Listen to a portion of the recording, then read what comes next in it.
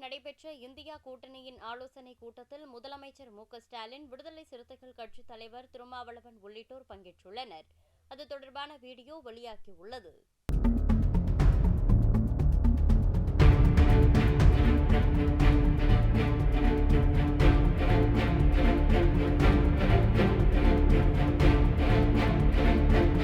டெல்லியில் நடைபெற்ற இந்தியா கூட்டணியின் ஆலோசனைக் கூட்டத்தில் முதலமைச்சர் மு.க.ஸ்டாலின், விடுதலை சிறுத்தைகள் கட்சித் தலைவர் திருமாவளவன் உள்ளிட்டோர் பங்கேற்றுள்ளனர். அது தொடர்பான வீடியோ வெளியாகியுள்ளது.